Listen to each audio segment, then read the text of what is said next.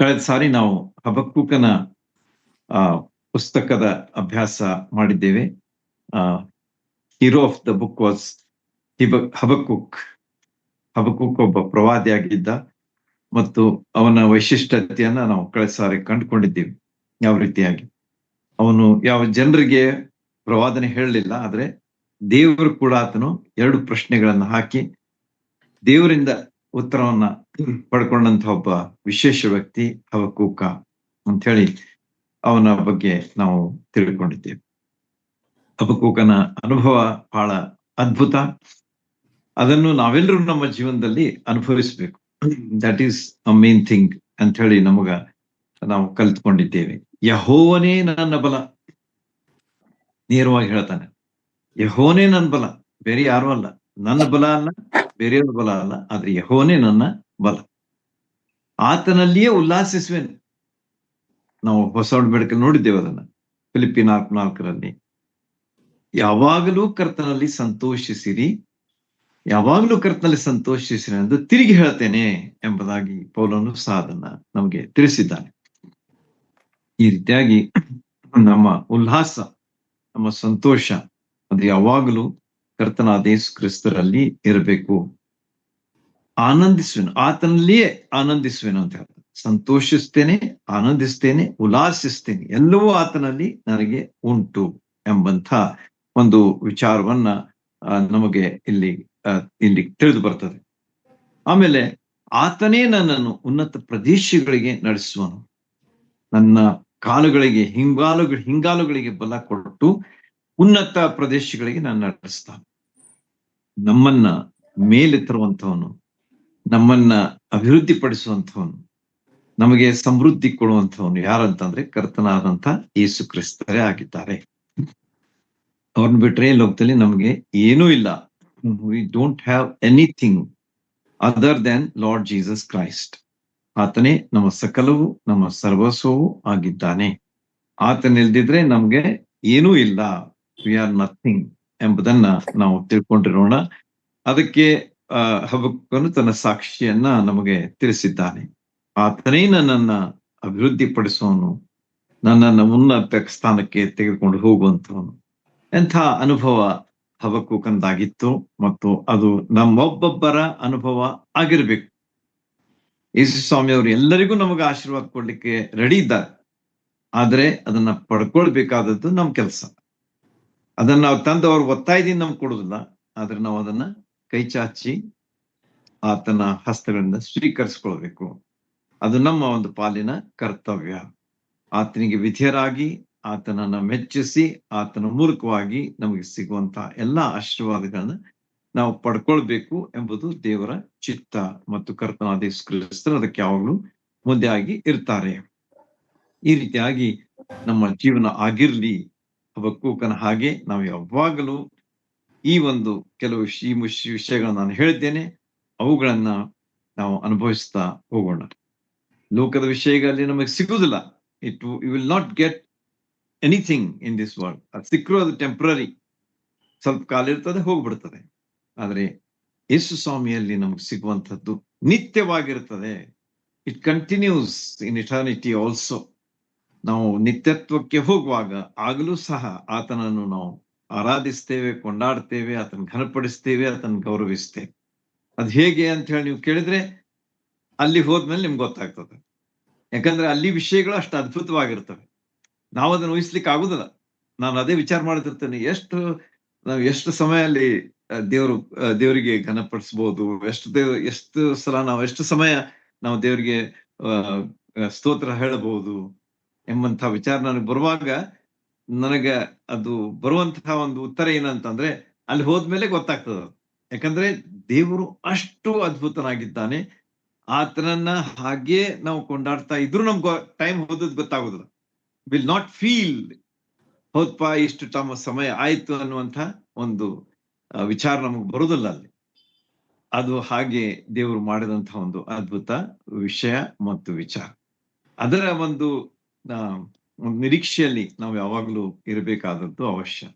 ಈ ಲೋಕ ಇದು ಕ್ಷಣಿಕವಾದದ್ದು, ಆದ್ರೆ ಪರಲೋಕ ಅದು ನಿತ್ಯವಾದದ್ದು. ಈ ಲೋಕದಲ್ಲಿ ನಮಗ ಸಂಕಟಗಳು ಬರ್ತವೆ, ತೊಂದರೆಗಳು ಬರ್ತವೆ, ಕಷ್ಟಗಳು ಬರ್ತವೆ. ಆದ್ರೆ ನಮ್ಮ ನಿರೀಕ್ಷೆ ಅದೇನಾಗಿದೆ? ನಿತ್ಯತ್ವದ ನಿರೀಕ್ಷೆ. ಅದು ನಮಗೆ ಬೇಕಾದಂತ ಆದರಣೆಯನ್ನು ಕೊಡ್ತದೆ, ಸಮಾಧಾನ ಕೊಡ್ತದೆ, ಸಹಾಯ ಮಾಡ್ತದೆ, ಶಕ್ತಿ ಕೊಡ್ತದೆ, ಮುಂದೆ ಹೋಗ್ಲಿಕ್ಕೆ ನಮ್ಮನ್ನ ನಡೆಸ್ತದೆ. ಈ ರೀತಿಯಾಗಿ ನಮ್ಮ ಜೀವನ ಹಬಕ್ಕೂಕನ ಆ ಒಂದು ಸಾಕ್ಷಿಯಿಂದ ನಾವು ಸಹ ಬಹಳಷ್ಟು ಉತ್ತೇಜನ ಪಡ್ಕೊಂಡು ಮುಂದೆ ಹೋಗೋಣ. ಹೀಗೆ ಮಾಡ್ಲಿಕ್ಕೆ ದೇವ್ರು ತನ್ನ ಸಹಾಯ ಮಾಡ್ಲಿ. ಇವತ್ತಿನ ಅಭ್ಯಾಸ ವಿಶೇಷವಾದದ್ದು ಏನಂತಂದ್ರೆ, ಸತ್ಯವೇದದಲ್ಲಿ ಅನೇಕ ವ್ಯಕ್ತಿಗಳ ಹೆಸರಿವೆ. ಅವುಗಳನ್ನ ನಾವು ಎಣಿಸ್ಲಿಕ್ಕೆ ಆಗದ ಅನಿಸ್ತದ ನನಗೆ.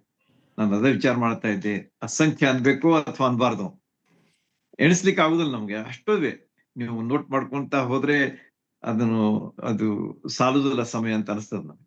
ಅಷ್ಟು ಸತ್ಯವೇದದಲ್ಲಿ ನಮಗ ಹೆಸರುಗಳು ಬರ್ತವೆ. ಆದ್ರೆ ನಾವು ವಿಶೇಷವಾಗಿ ಅಭ್ಯಾಸ ಮಾಡುವಂಥದ್ದು ಅಥವಾ ತಿಳ್ಕೊಳ್ಳುವಂಥದ್ದು ಅಥವಾ ನಾವು ಗ್ರಹಿಸ್ಕೊಳ್ಳುವಂಥದ್ದು ಕೆಲವರು ಅಥವಾ ಸ್ವಲ್ಪ ಜನ ಅಥವಾ ಹೆಚ್ಚಿನ ಜನ ಅನ್ರಿ. ಆದ್ರೆ ಎಲ್ಲರದು ನಮ್ಗೆ ಅದರ ಪರಿಚಯ ಎಷ್ಟೋ ಸಲ ಇರುವುದಿಲ್ಲ. ಯಾಕಂದ್ರೆ ಅಷ್ಟು ಜನ ಇದ್ದಾರೆ ಮತ್ತು ಕೆಲವರು ಬಹಳ ಪ್ರಸಿದ್ಧರಿದ್ದಾರೆ. ದೇ ಆರ್ ಆಲ್ ಫೇಮಸ್ ಅಂದ್ಕೊಂಡು ನಮಗೆ ಇಮಿಡಿಯೇಟ್ಲಿ ನಮ್ ಲಕ್ಷ್ಯ ಕಡೆ ಹೋಗ್ಬಿಡ್ತದೆ.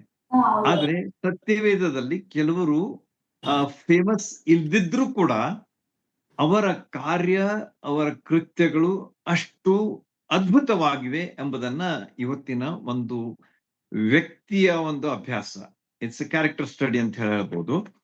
ಈ ಒಂದು ವ್ಯಕ್ತಿಯ ಅಭ್ಯಾಸ ನಮಗ ತಿಳಿಸ್ಕೊಡ್ತದೆ. ಯಾವ ರೀತಿಯಾಗಿ ವ್ಯಕ್ತಿಗಳು ಹೇಗಿದ್ದಾರೆ, ಆದ್ರೆ ಅವರು ಅಷ್ಟು ಪ್ರಸಿದ್ಧಿಗೆ ಬರೆದಿದ್ರು ಕೂಡ ಅವ್ರು ತಮ್ಮ ಕೆಲಸವನ್ನ ಯಾವ ರೀತಿಯಾಗಿ ಮಾಡಿದ್ದಾರೆ. They have not come in the lime light. ಎಷ್ಟೋ ಸಲ ನಾವು ಹೇಳ್ತೇವೆ ಲೈಮ್ ಲೈಟ್ ಅಂತಂದ್ರೆ ಪ್ರಸಿದ್ಧಿ. ಜನ ಏನಾದ್ರೂ ಆದ್ಕೂಳೆ ಅವ್ರ ಪ್ರಸಿದ್ಧಿ ಬಂದ್ಬಿಡ್ತದೆ. ನೀವು ನೋಡ್ತಿರಲ್ಲ ಈಗ ವಾಟ್ಸ್ಆಪ್ ನಲ್ಲಿ ಏನ್ ಸ್ವಲ್ಪ ಆದ್ರೆ ಒಂದು ಫೋಟೋ ಬಂದ್ಬಿಟ್ಟಿರ್ತದೆ, ಒಂದು ಆಕ್ಟಿವಿಟಿ ಬಂದ್ಬಿಟ್ಟಿರ್ತದೆ. ಆದ್ರೆ ನಿಜವಾಗಿ ನಾವು ದೇವರಿಗೆ ಮಹಿಮೆಯನ್ನ ಸಲ್ಲಿಸಬೇಕಾದದ್ದು ಬಹಳ ಅವಶ್ಯ. ಯಾಕಂದ್ರೆ ದೇವರಿಗೆ ನಾವು ಫಸ್ಟ್ ಪ್ರಥಮ ಸ್ಥಾನ ಕೊಡುವಂಥದ್ದು, ಆತನಿಗೆ ಗೌರವ ಕೊಡುವಂಥದ್ದು. And definitely he will reflect it. ಅದ್ರ ಬಗ್ಗೆ ಏನ್ ಸಂಶಯನೇ ಇಲ್ಲ. ಆತನ ಅದನ್ನ ಪ್ರತಿಫಲಿಸ್ತಾನೆ ಎನ್ನುವುದಕ್ಕೆ ಯಾವ ಸಂಶಯ ಇಲ್ಲ. ಈ ರೀತಿಯಾಗಿ ಇರುವಂತಹ ಒಬ್ಬ ವ್ಯಕ್ತಿ ಇವತ್ತು ನಮ್ಮ ಮುಂದೆ ಇದ್ದಾನೆ. ಅವನ್ ಯಾರಂತಂದ್ರೆ ಬಹು ಒಬ್ಬ ಒಬ್ಬ ಧೈರ್ಯವಂತ ವ್ಯಕ್ತಿಯಾಗಿದ್ದಾನೆ. ಮತ್ತು ಆತನ ಅಭ್ಯಾಸ, ಜೀವನದ ಅಭ್ಯಾಸ, ನಾನು ಅದೇ ವಿಚಾರ ಮಾಡ್ತಾ ಇದ್ದೆ, whether I should do it in 1 stretch or 2.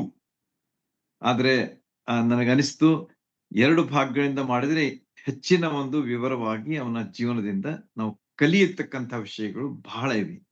ಆದ ಕಾರಣ ಗಡಿಬಿಡಿ ಮಾಡಿ ಒಂದೇ ಅಭ್ಯಾಸದಲ್ಲಿ ಮುಗಿಸೋದು ಬೇಡ ಎನ್ನುವಂತ ಒಂದು ದೇವರ ಪ್ರೇರಣೆಯಿಂದ ಇವತ್ತು ಮೊದಲೇ ಒಂದು ಭಾಗವನ್ನ ನಾವು ನೋಡ್ಲಿಕ್ಕಿದ್ದೇವೆ. First part of the life of Benaiah. Benaiah ಎಂಬಂತ ಒಬ್ಬ ವ್ಯಕ್ತಿಯ ಹೆಸರು. ನನಗೆ ಗೊತ್ತಿಲ್ಲ ಎಷ್ಟು ಜನರು ನಿಮ್ಗೆ ಅದನ್ನ ವಿಚಾರ ಮಾಡಿದ್ದೀರಿ, ಕೇಳಿದ್ದೀರಿ ಎಂಬುದು ನಿಮ್ಗೆ ಗೊತ್ತು. Anyway, if you know, praise the Lord. ಒಂದ್ ವೇಳೆ ಗೊತ್ತಿಲ್ಲ ಅಂತಂದ್ರೆ ಇವತ್ತು ಅದರ ಅಭ್ಯಾಸ ಮಾಡಿ ನಾವು ಕಲಿತ್ಕೊಂಡು. ಬೆನಾಯ ಎನ್ನುವಂತ ವ್ಯಕ್ತಿ, ಅವನ ಹೆಸರು, ಅದಕ್ಕೆ ಒಂದು ಅರ್ಥ ಇದೆ. ನಾನು ಅದೇ ವಿಚಾರ ಮಾಡ್ತಾ ಇದ್ದೆ, ಈ ಬೆನಾಯ ಅಂತಂದ್ರೆ ಏನು? ಸತ್ಯವೇದದಲ್ಲಿ ಬಹಳ ಒಳ್ಳೆಯ ಅರ್ಥ ಕೊಡುವಂತಹ ಹೆಸರುಗಳು ನಮಗ ಕಂಡು ಬರ್ತವೆ. ಬೆನಾಯ ಅಂತಂದ್ರೆ ದೇವರು ಕಟ್ಟಿದವ, ಗಾಡ್ ಹ್ಯಾಸ್ ಬಿಲ್ಟ್ ಅಂತ ಹೇಳಿ ಅದರ ಅರ್ಥ. ನೋಡ್ರಿ, ಎಷ್ಟು ಸುಂದರವಾದಂತಹ ಅರ್ಥವನ್ನ ಅಲ್ಲಿ ನಾವು ಕಾಣ್ತೇವೆ. ದೇವರು ಕಟ್ಟಿದವ. ಬೆನಾಯ ಅಂತಂದ್ರೆ ದೇವರು ಕಟ್ಟಿದವ. ಅವನ ಜೀವನ ನೀವು ನೋಡಿದ್ರೆ ಖಂಡಿತವಾಗಿ ನೀವು ಹೇಳ್ತೀರಿ, ಹೌದು, ದೇವರು ಇವನ ಜೀವನವನ್ನು ಕಟ್ಟಿದ್ದಾನೆ ಎಂಬುದಾಗಿ. ಅರ್ಥಪೂರ್ಣವಾದಂಥ ಹೆಸರು ಹೊಂದಿದಂಥ ವ್ಯಕ್ತಿ ಬೆನಾಯ ಆಗಿದ್ದ ಅಂತೇಳಿ ನಮಗ ಸತ್ಯವೇದ ತಿಳಿಸಿಕೊಡ್ತದೆ. ಇವನು ಒಬ್ಬ ಬಹಳ ಪ್ರಸಿದ್ಧಿ ಪಡೆದಂತಹ ವ್ಯಕ್ತಿ ಆಗಿರದಿದ್ರು ಕೂಡ ಅವನ ಜೀವನ ಎಷ್ಟು ವಿಶೇಷವಾಗಿತ್ತು ಮತ್ತು ಅದರಿಂದ ನಾವು ಕಲಿಯಬೇಕಾದಂತಹ ಪಾಠಗಳು ಬಹಳ ಇವೆ ಎಂಬುದಾಗಿ ನಾನು ತಿಳಿಸ್ಲಿಕ್ಕೆ ಬಹಳ ಸಂತೋಷ ಪಡ್ತೇನೆ. ಹಳೆ ಒಡಂಬಡಿಕೆಯಲ್ಲಿ ಬರುವಂತಹ ಈ ಒಬ್ಬ ವ್ಯಕ್ತಿ, ಇವನು ಇಬ್ಬರು ಅರಸರ ಕಾಲದಲ್ಲಿದ್ದ. He was in the times of 2 kings. ಇಬ್ಬರು ಅರಸರ ಆಳಿಕೆಯಲ್ಲಿ ಕಂಡು ಬರುವಂತಹ ಒಬ್ಬ ವ್ಯಕ್ತಿ ಯಾರಂತಂದ್ರೆ ಬೆನಾಯ. ಯಾರಪ್ಪ ಹಾಗಾದ್ರೆ ಅವರು? ಲಕ್ಷ ಕೊಟ್ಟು ಕೇಳ್ರಿ, ನೋಟ್ ಮಾಡ್ಕೊಳ್ರಿ, ನಿಮಗ ಅದರ ಬಹಳಷ್ಟು ಪ್ರಯೋಜನ ಸಿಗ್ತದೆ, ಆತ್ಮೀಯ ಲಾಭ ಆಗ್ತದೆ. ಹಾಗಾದ್ರೆ ಇಬ್ಬರು ಅರಸರು ಯಾರು ಎನ್ನುವುದನ್ನ ನಾವು ತಿಳ್ಕೊಳ್ಬೇಕು. You have to be very clear about what you learn. ನೀವ್ ಏನ್ ಕಲಿತೀರಿ ಅದರನ್ನು ಸ್ಪಷ್ಟವಾಗಿ ತಿಳ್ಕೊಳ್ರಿ, ಲಕ್ಷ್ಯಪೂರ್ವಕ ಕೇಳ್ರಿ, ಅದರಿಂದ ಬಹಳಷ್ಟು ಆತ್ಮೀಯ ಆಶೀರ್ವಾದ ನಮಗ ಸಿಗ್ತದೆ. ಇದು ಈ ವ್ಯಕ್ತಿಯ ವಿಷಯವಾಗಿ ನಮಗ 3 ಪುಸ್ತಕಗಳಲ್ಲಿ ವಿವರಣೆ ಸಿಗ್ತದೆ. ಅಂದ್ರೆ ನಾಟ್ ವೆರಿ ಇಲಾಬೊರೇಟ್, ಅಂದ್ರೆ ಬಹಳಷ್ಟು ಹೆಚ್ಚಿನ ವಿವರ ಇಲ್ಲ, ಉಲ್ಲೇಖ ಸಿಗ್ತದೆ. ಉಲ್ಲೇಖ ಅಂತಂದ್ರೆ ಅಲ್ಲಿ ಹೇಳಿದ್ದಾರೆ ಅವ್ರ ಬಗ್ಗೆ, ಕೆಲವು ವಿಷಯಗಳನ್ನು ಹೇಳಿದ್ದಾರೆ, ಕೆಲವು ವಚನಗಳು ಅಷ್ಟೇ ಇವೆ ಎಂಬುದಾಗಿ ನಮಗ ಕಂಡು ಬರುವಂತಹ ಪುಸ್ತಕಗಳು ಯಾವಪ್ಪ ಅಂತಂದ್ರೆ, ಸಮುವೇಲನು ಬರೆದ ಪುಸ್ತಕ, ಅಂದ್ರೆ 2 ಪುಸ್ತಕಗಳಿವೆ. ಅರಸುಗಳ ಪುಸ್ತಕ, ಅಲ್ಲಿ 2 ಪುಸ್ತಕಗಳಿವೆ. ಪೂರ್ವಕಾಲ ವೃತ್ತಾಂತ, ಅರಸುಗಳ ಪೂರ್ವಕಾಲ ವೃತ್ತಾಂತ.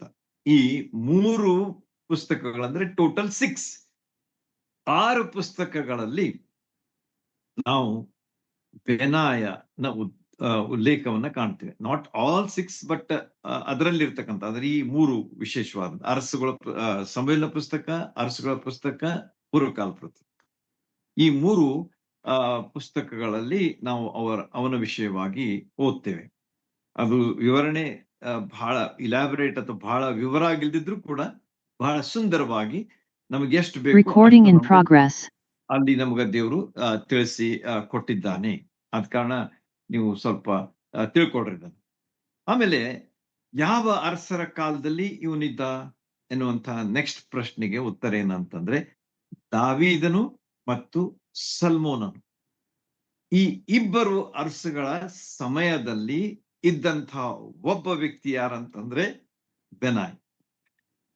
ದಾವೀದನ ಕಾಲದಲ್ಲಿಯೂ ಇದ್ದ, ಆಮೇಲೆ ಅವನ ಮಗನಾದಂಥ ಸಲ್ಮೋನನ ಕಾಲದಲ್ಲಿಯೂ ಬೆನಾಯನು ನಮಗ ದೇವರ ವಾಕ್ಯದಲ್ಲಿ ಕಂಡು ಬರ್ತಾನೆ. ಈ ರೀತಿಯಾಗಿ ವಿಶೇಷವಾದಂಥ ಈ ವ್ಯಕ್ತಿ ಬೆನಾಯ. ಈ ಬೆನಾಯ ಎಂಬಂತ ಹೆಸರಿನ ವ್ಯಕ್ತಿಗಳು ನೀವು ಹಳೆ ಒಡಂಬಡಿಕೆಯನ್ನು ಓದುವಾಗ 8 ಜನ ಸಿಗ್ತಾರೆ. There are 8 people found by the name Benaiah. ಬೆನಾಯನ್ ಎಂಬಂತ ಹೆಸರಿನ ವ್ಯಕ್ತಿ 8 ಜನರಿದ್ದಾರೆ. ಅದರಲ್ಲಿ ಇವ ಒಬ್ಬವ. ಹೀಗೆ ಅವನ ಹೆಸರಿನ ಒಂದು ಹೆಸರಿನವರನ್ನ ನಾವು ಸತ್ಯವೇದದಲ್ಲಿ ಬೇರೆ ವ್ಯಕ್ತಿಗಳನ್ನು ಸಹ ನಾವು ಕಾಣ್ತೀವಿ. ಅದರಲ್ಲಿ ಇವನು ಒಬ್ಬ ಮುಖ್ಯವಾದಂತ ಎದ್ದು ಕಾಣುವಂತಹ ಒಬ್ಬ ವ್ಯಕ್ತಿ ಆಗಿದ್ದಾನೆ. ಹಾಗಾದ್ರೆ ಇವನ ಬಗ್ಗೆ ನಾವು ಏನ್ ನೋಡ್ತೇವೆ ಅನ್ನೋದನ್ನ ನಾನು ಜಸ್ಟ್ ಹೇಳ್ತೇನೆ ಮೊದಲಿಗೆ, ಆಮೇಲೆ ಅದರ ವಿವರ ಕೊಡ್ತೇನೆ. ಈ ವ್ಯಕ್ತಿ ಏನಾಗಿದ್ದಾನಂತಂದ್ರೆ, ಇವನು ಬಹಳ ಧೀರನಾದಂತ ವ್ಯಕ್ತಿ. ಹಿ was a very bold person. Lakh ಕೊಟ್ಟು ಕೇಳ್ರಿ, ಇದು ಬಹಳ ಇಂಪಾರ್ಟೆಂಟ್. ನಮ್ಮ ಕ್ರಿಸ್ತಿ ಜೀವನದಲ್ಲಿ ಇವೆಲ್ಲ ಬೇಕು. ಆದ ಕಾರಣ ಈ ಒಂದು ಅಭ್ಯಾಸ ನಾನು ತೆಗೆದುಕೊಂಡಿದ್ದೇನೆ. ಎಷ್ಟೋ ಸಲ ನಾವು ಸತ್ಯವೇದದಲ್ಲಿ ಯಾವ ರೀತಿಯಾಗಿ ಅಭ್ಯಾಸ ಮಾಡ್ತೇವೆ, ನಮ್ಗೇನ್ ಬೇಕನ್ನಷ್ಟೇ ನಾವು ನೋಡ್ತೇವೆ, ನಮ್ಗೆ ಯಾವ್ದು ಚಲೋ ಅನಿಸ್ತದೆ ಅಷ್ಟೇ ಓದ್ತೇವೆ. ಆದ್ರೆ ಸಮಗ್ರವಾದ ರೀತಿಯಲ್ಲಿ, ಕಾಂಪ್ರಿಹೆನ್ಸಿವ್ಲಿ ಅಂತ ಹೇಳ್ತಾರಲ್ಲ, comprehensively we have to study God's word.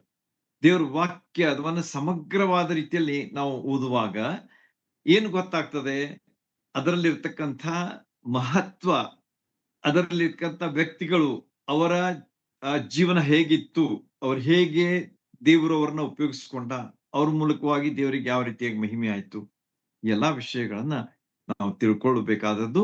ಮತ್ತು ನಾವು ಕೂಡ ಹಾಗಾಗ್ಬೇಕು. ಇವೆಲ್ಲಾ ವಿಷಯಗಳನ್ನ ನಾವು ಯಾಕೆ ಕಲಿಬೇಕು ಅಂತಂದ್ರೆ, ನಮ್ಮ ಗುರಿ ಅವರ ಹಾಗೆ ನಾವು ಸಹ ದೇವರನ್ನ ಮಹಿಮೆ ಪಡಿಸೋರು ಆಗಬೇಕು ಎನ್ನುವುದೇ ಒಂದು ಅಭ್ಯಾಸದ ಗುರಿ. ಹೀಗಿರುವಾಗ ಈ ವ್ಯಕ್ತಿಯ ಜೀವನದಲ್ಲಿ ಕಂಡು ಬರುವಂತಹ ಮುಖ್ಯ ಅಂಶಗಳನ್ನ ಅಷ್ಟೇ ನಾನು ಹೇಳ್ತಾ ಇದ್ದೇನೆ. ಬಹಳಷ್ಟಿವೆ, ಆದ್ರೆ ಮುಖ್ಯವಾಗಿ ಅವನೊಬ್ಬ ಧೀರನಾಗಿದ್ದ. He was a bold and very ಧೈರ್ಯವಂತ ವ್ಯಕ್ತಿ ಆಗಿದ್ದ, ಶೂರನಾಗಿದ್ದ. ಹಿ ವಾಸ್ ಬಹಳ ಶೂರತನದಲ್ಲಿ ಆತನು ಬಹಳಷ್ಟು ಮುಂದೆ ಇದ್ದ ಎಂಬುದಾಗಿ ಅವನ ಬಗ್ಗೆ ನಾವು ಈಗ ಅಭ್ಯಾಸ ಮಾಡ್ಲಿಕ್ಕಿದ್ದೇವೆ. ಧೀರನಾಗಿದ್ದ, ಶೂರನಾಗಿದ್ದ, ಧೈರ್ಯಶಾಲಿ ಆಗಿದ್ದ. He was a courageous man, he was a bold man.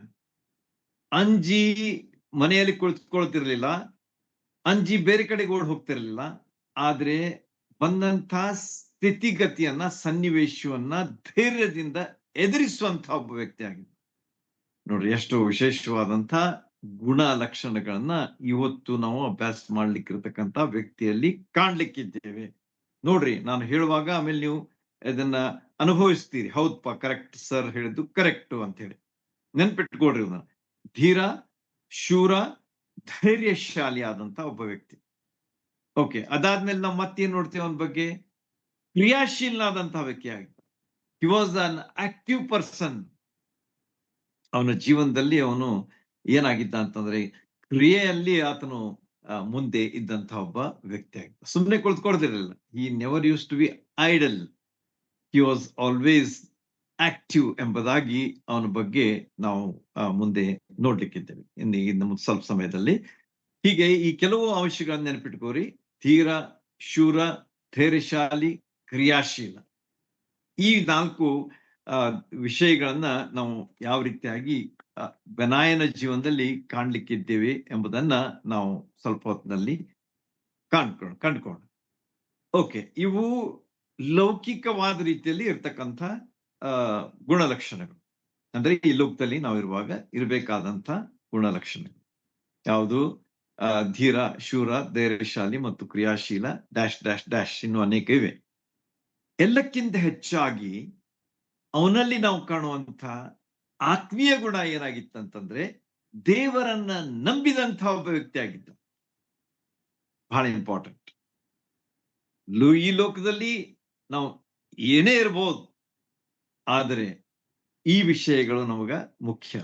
ಆತ್ಮೀಯ ವಿಷಯಗಳು ನಮಗ ಬಹಳ ಮುಖ್ಯವಾದಂತ ವಿಷಯಗಳು.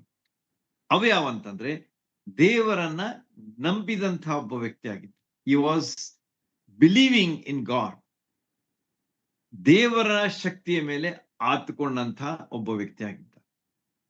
ಯಾವಾಗ ನಾವು ದೇವರನ್ನ ನಂಬ್ತೇವೆ, ಅವಾಗ ನಮ್ಗ ದೇವರು ತನ್ನ ಶಕ್ತಿಯನ್ನು ಕೊಡ್ತಾನೆ, ಸಹಾಯವನ್ನು ಮಾಡ್ತಾನೆ, ನಡೆಸ್ತಾನೆ. ಇದು ಬಹಳ ವಿಶೇಷವಾದಂತ ಸಂಗತಿ.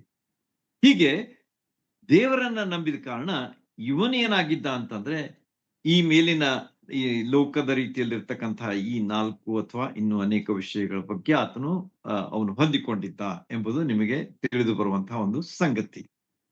ಅಷ್ಟೇ ಅಲ್ಲದೆ ದೇವರ ಮಹಿಮೆಗಾಗಿ ಬಾಳಿದಂತಹ ಒಬ್ಬ ವ್ಯಕ್ತಿ.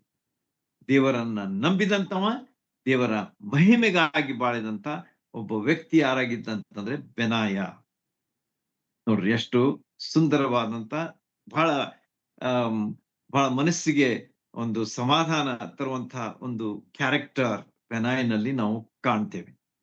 ಹೀಗೆ ಬೆನಾಯನು ಎಷ್ಟು ವಿಶೇಷವಾದಂತಹ ಗುಣಲಕ್ಷಣಗಳನ್ನು, ಅಂದ್ರೆ ಈ ಲೌಕಿಕವಾದಂತವುಗಳು ಅಷ್ಟೇ ಅಲ್ಲದೆ ಆತ್ಮಿಕವಾದಂತಹ ಸುಂದರವಾದಂತಹ ಗುಣಲಕ್ಷಣಗಳನ್ನು ಹೊಂದಿದಂತಹ ವ್ಯಕ್ತಿ ಬೆನಾಯನಾಗಿದ್ದ. ಅವನು ಏನಾಗಿದ್ದ ಅಂತಂದ್ರೆ ದೇವರನ್ನ ನಂಬಿದಂಥವನು, ದೇವರ ಮಹಿಮೆಗಾಗಿ ಜೀವಿಸುವಂತಹ ವ್ಯಕ್ತಿ ಬೆನಾಯನಾಗಿದ್ದ ಅಂತ ಹೇಳಿ ಅವನ ಬಗ್ಗೆ ದೇವರ ವಾಕ್ಯ ನಮಗೆ ಸ್ಪಷ್ಟವಾಗಿ ತಿಳಿಸ್ತದೆ. ಓಕೆ, ಈಗ ಅವನ ಕುಟುಂಬದ ಹಿನ್ನೆಲೆಯನ್ನು ಸ್ವಲ್ಪ ನೋಡೋಣ. ಯಾವ ಕುಟುಂಬದಿಂದ ಬಂದಿದ್ದ? ಯಾಕಂದ್ರೆ ನಿಮ್ಗೆ ಇಸ್ರಾಯೇಲ್ರ ಅಂತ ನಿಮ್ಗೆ ಗೊತ್ತದೆ. 12 ಕುಲಗಳು, ಅವರಲ್ಲಿ ಇರತಕ್ಕಂಥ ಬೇರೆ ಬೇರೆ ವ್ಯಕ್ತಿಗಳು, ಗಾದ್, ಸಿಮೋನ್, ಎಲ್ಲ ಬೇರೆ ಬೇರೆ, ರೂಬೆನ್, ಬೆನ್ಯಾಮೀನ್, ಈ ಎಲ್ಲ ಕುಲಗಳನ್ನ ನಾವು ಇಸ್ರಾಯೇಲ್ರಲ್ಲಿ ಕಾಣ್ತೇವೆ. ಲೇವಿ, ಹೀಗೆ 12 ಕುಲಗಳ ಮೂಲಕವಾಗಿ ಜನ ನಮಗೆ ಕಂಡು ಬರ್ತಾರೆ. ಎಲ್ಲಿ? ಇಸ್ರಾಯೇಲರಲ್ಲಿ. ಈ ವ್ಯಕ್ತಿ ಬೆನಾಯನು ಯಾವ ಕುಲಕ್ಕೆ ಸೇರಿದ್ದ ಎಂಬುದನ್ನ ನಾವು ನೋಡುವಾಗ ಅವನ ತಂದೆ ಏನಾಗಿದ್ದ ಅಂತಂದ್ರೆ ಯೆಹೋಯಾದ. ಇವನು ಯಾಜಕನಾಗಿದ್ದಂತ. He was a priest. Priest ಅಂತಂದ್ಕೊಂಡು ನಮ್ಮ ಲಕ್ಷ್ಯ ಎಲ್ಲ ಹೋಗ್ತದೆ ಲೇವಿಯ ಕುಟುಂಬ. ಲೇವಿಯ ಕುಲಕ್ಕೆ ಸೇರಿದಂತಹ ವ್ಯಕ್ತಿ ಯಾರಾಗಿದ್ರು? ಬೆನಾಯನಾಗಿದ್ದ. ಅವನ ತಂದೆ ಹೆಸರು ಏನಂತಂದ್ರೆ ಯೆಹೋಯಾದ ಎಂಬುದಾಗಿ. ಅವನ ಮಗ ಏನಾಗಿದ್ದ? ಬೆನಾಯ. ನೋಡ್ರಿ, ಆರೋನನ ವಂಶ, ಲೇವಿ ಕುಲ, ಆರೋನನ ವಂಶ, ಅದರ ಮೂಲಕವಾಗಿ ಇವರೆಲ್ಲ ಬಂದವರು ಆಗಿದ್ರು ಅಂತ ಹೇಳಿ ನಮಗ ಅದರ ಹಿನ್ನೆಲೆ ಗೊತ್ತಿದೆ. ಈ ರೀತಿಯಾಗಿ ಈ ವ್ಯಕ್ತಿ ಬೆನಾಯನು ಒಳ್ಳೆಯ ಒಂದು ಹಿನ್ನೆಲೆಯನ್ನ ಹೊಂದಿದಂತಹ ಒಬ್ಬ ವ್ಯಕ್ತಿ ಆಗಿತ್ತು. His back ground was also very powerful ಅಂತ ಹೇಳಿ ನಮ್ಗೆ ತಿಳಿದು ಬರ್ತದೆ. ಅವನ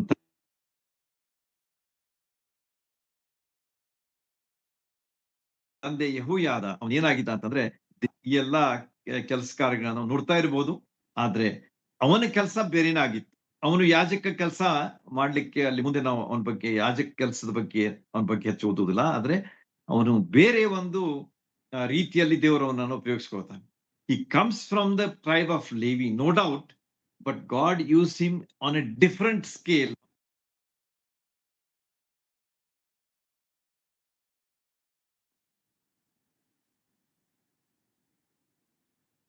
ನಮಗೆ ಕಂಡು ಬರುವಂತಹ ಒಂದು ವಿಷಯ ಏನಾಗಿದೆ ಅಂತಂದ್ರೆ, ದೇವರವನನ್ನ ಬೇರೆ ಒಂದು ರೀತಿಯಾಗಿ ಅವನನ್ನು ಉಪಯೋಗಿಸ್ಕೊಳ್ತಾನೆ ಎಂಬುದನ್ನ ಈಗಾಗಲೇ ಸಹೋದರರು ಓದಿದ್ದಾರೆ. ಸುಂದರವಾಗಿ 2ನೇ ಸಮುವೇಲನ ಪುಸ್ತಕ 23ನೇ ಅಧ್ಯಾಯ 20ರಿಂದ 23 ವಚನಗಳಲ್ಲಿ 3 ವಚನಗಳಲ್ಲಿ ಬಹಳ ಸುಂದರವಾದಂತಹ ವಿವರಣೆಯನ್ನ ಅವರು ಈಗಾಗಲೇ ಓದಿ ತಿಳಿಸಿದ್ದಾರೆ. ಅದನ್ನೇ ನಾವು ಮೊದಲೇ ಪೂರ್ವಕಾಲ ವೃತ್ತಾಂತ 11ನೇ ಅಧ್ಯಾಯ 22ರಿಂದ 25 ಅಲ್ಲಿಯೂ 3 ವಚನಗಳಿವೆ. Exactly more or less same repetition ಇದೆ ಎಂಬುದು ನಮಗಲ್ಲಿ ತಿಳಿದು ಬರ್ತದೆ. 2ನೇ ಸಮುವೇಲನ ಪುಸ್ತಕ, ಆಮೇಲೆ ಮೊದಲೇ ಪೂರ್ವಕಾಲ ವೃತ್ತಾಂತ, ಈ 2 ಪುಸ್ತಕದಲ್ಲಿ ಬರ್ತಕ್ಕಂಥ 11ನೇ ಅಧ್ಯಾಯ 23ನೇ ಅಧ್ಯಾಯ ಸಮುವೇಲನದ್ದು, 11ನೇ ಅಧ್ಯಾಯ ಪೂರ್ವಕಾಲ ವೃತ್ತಾಂತ, 20ರಿಂದ 23 ವಚನಗಳು ಸಮುವೇಲನ ಪುಸ್ತಕದಲ್ಲಿ, ಪೂರ್ವಕಾಲ ವೃತ್ತಾಂತದಲ್ಲಿ 22ರಿಂದ 25. ಹೀಗೆ ಈ 3 ವಚನಗಳಲ್ಲಿ ನಮಗ ಕಂಡು ಬರುವಂತಹ ವಿಶೇಷವಾದಂತಹ ಗುಣಗಳನ್ನು ಅಥವಾ ಅವನ ಕೆಲಸಗಳನ್ನ, ಕಾರ್ಯಗಳನ್ನ ನಾವು ಇವತ್ತು ಅಭ್ಯಾಸ ಮಾಡಿ ತಿಳ್ಕೊಂಡು, ನೆಕ್ಸ್ಟ್ ವೀಕ್ ಅವನ ಬೇರೆ ಫೇಸ್, ಬೇರೆ ಅವನ ನೆಕ್ಸ್ಟ್ ಒಂದು ಭಾಗದಲ್ಲಿ ಅವನನ್ನ ನಾವು ಕಂಡುಕೊಂಡು, ಈಗ ಒಂದು ಭಾಗದಿಂದ ಇವತ್ತು ನೋಡೋಣ, ನೆಕ್ಸ್ಟ್ ವೀಕ್ ಬೇರೆ ಭಾಗದಿಂದ ಅವನನ್ನ ಅಭ್ಯಾಸ ಮಾಡಿ ತಿಳ್ಕೊಂಡು, ಈ ರೀತಿಯಾಗಿ ಅವನ ಆರಂಭ ಹೇಗಾಯ್ತಪ್ಪ ಅನ್ನುವಂಥದ್ದನ್ನು ನಾವು ತಿಳ್ಕೊಳ್ಳೋದು ಅವಶ್ಯ. 20ನೇ ವಚನದಲ್ಲಿ ನೀವು ನೋಡುವಾಗ ಯೆಹೋಯಾದ ಅವನ ಮಗನು ಕಬ್ಜಯೇಲನ ಪರಾಕ್ರಮಶಾಲಿಯೂ ಆದ ಬೆನಾಯನು. The very first description of Benaiah is ಪರಾಕ್ರಮಶಾಲಿ. He was a brave man ಎಂಬುದಾಗಿ ಅವನ ಬಗ್ಗೆ ನಾವು ಇಲ್ಲಿ ಕಂಡುಕೊಳ್ತೇವೆ.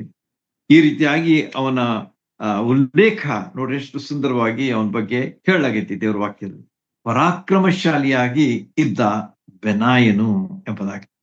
ಇವನು ಏನಾಗಿದ್ದ ಅಂತಂದ್ರೆ, ಸಾಮಾನ್ಯವಾಗಿ ಇವರು ಏನಂತಾರೆ, ಸೈನ್ಯದಲ್ಲಿ ಇರ್ತಾರೆ, ಬಹಳಷ್ಟು ಜನ ಇರ್ತಾರೆ, thousands of people will be there.